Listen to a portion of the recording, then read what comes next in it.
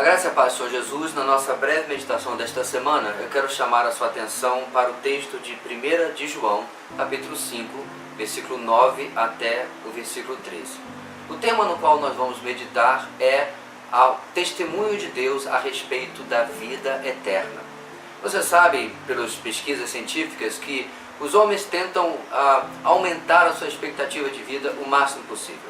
Na verdade, há pesquisa sobre a possibilidade de congelar alguém para que depois ele seja trazido de volta à vida em um tempo, segundo os cientistas, aonde a morte pode ser até mesmo trapaceada, por assim dizer. Ora, nós sabemos pela palavra de Deus que tal empreendimento é fútil e que a nossa vida é limitada e que um dia ela terminará. Será mesmo? Bem, pelo menos do ponto de vista biológico, ela um dia terminará. Mas no texto que eu mencionei, Deus fala através de João para nós sobre a possibilidade da vida eterna. Da possibilidade não de uma vida biológica eterna, mas de uma vida depois desta vida, uma vida que nunca terminará. O nosso texto diz o seguinte: nós aceitamos o testemunho dos homens, mas o testemunho de Deus tem mais valor, pois é o testemunho de Deus que ele dá acerca de seu Filho. Quem crê no Filho de Deus tem em si mesmo esse testemunho. Quem não crê em Deus o faz mentiroso, porque não crê no testemunho que Deus dá acerca de seu Filho. E este é o testemunho: Deus nos deu a vida eterna, e essa vida está em seu Filho. Quem tem o Filho tem a vida. Quem não tem o Filho de Deus não tem a vida. Escrevi-lhes estas coisas a vocês que creem no nome do Filho de Deus, para que vocês saibam que têm a vida eterna. Queridos, nós vivemos em dias onde, por mais paradoxal que possa parecer, opiniões contrárias precisam ser aceitas como ambas verdadeiras. É como se o 1 e o menos 1 tivessem o mesmo significado. Ora, qualquer matemático sabe que isso não é verdade. Um é um valor positivo e outro é um valor negativo.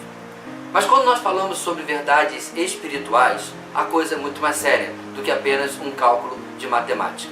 No texto que nós temos à nossa frente, o nosso Deus planejou que ele chegasse até nós para que nós soubéssemos pelo menos 4 verdades importantes a respeito da vida eterna. Em primeiro lugar, não há vida eterna à parte de Cristo. Isso não se trata de uma declaração intolerante com qualquer outro tipo de ideologia, filosofia ou religião. A verdade é que seria irresponsabilidade de quem conhece isso tratar qualquer outro tipo de pensamento como possível para a vida eterna, uma vez que o próprio Deus faz uma declaração como esta: não há vida eterna à parte de Cristo. Esse é o testemunho que Deus dá. Ele coloca na pessoa do seu Filho e no relacionamento com ele a porta de entrada, o caminho para que o homem chegue até Deus e experimente a vida eterna. A segunda verdade que nós depreendemos desse texto é que descrer disso que eu acabei de dizer ou anunciar outra qualquer alternativa é algo muito sério, porque segundo o texto é chamar o próprio Deus de mentiroso. Ou seja, desde que Deus começou a narrativa da redenção, da salvação lá em Gênesis, até terminar em Apocalipse, ele é sempre coerente. Ele demonstra ao passo em que a história vai caminhando que o homem, pela sua própria religiosidade, esforço próprio, nunca conseguiria chegar até ele. Ele declara ainda lá no primeiro livro da Bíblia que quando ele deu promessas a Abraão e Abraão creu nas promessas de Deus, o texto diz: Abraão creu em Deus e isso lhe foi acreditado como justiça. Ou seja, não por aquilo que ele havia feito, mas pela confiança naquilo que Deus prometeu que faria.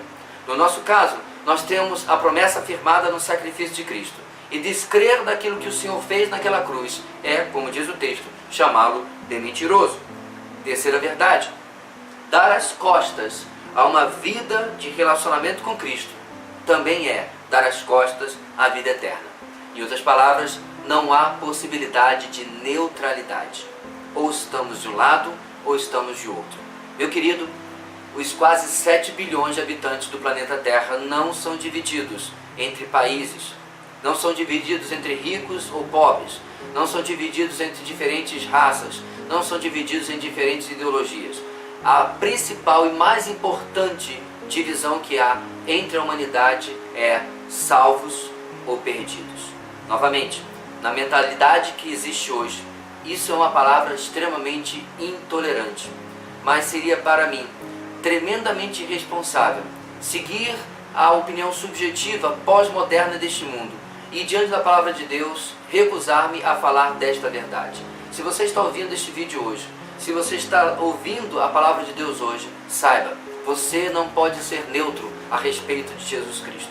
Um autor inglês do passado chamado C.S. Lewis disse que você pode rejeitar completamente a Cristo.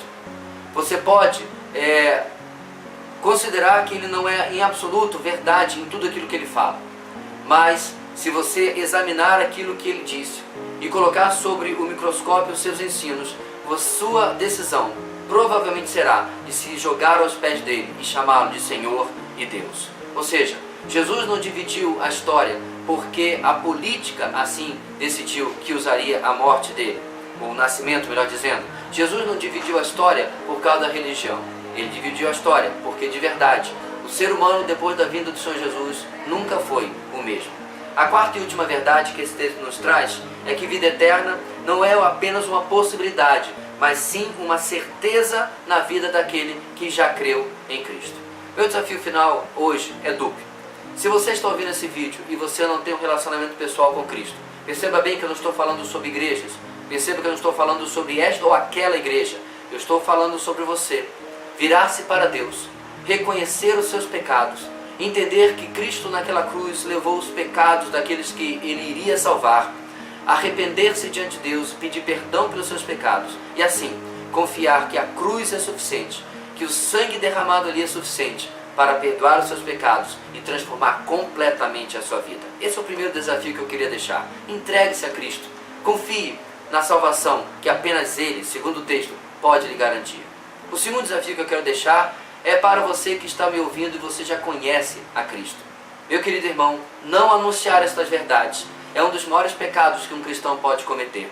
Guardar este tesouro dentro de nós, dentro de você, e não anunciá-lo ao mundo como o Senhor nos ordenou, é uma falha que precisa ser a cada dia evitada em cada um de nós. Que seja para você uma semana abençoada e que você possa encontrar no Senhor a resposta sempre para a sua vida eterna já. Deus os abençoe. A graça e a paz do Senhor Jesus.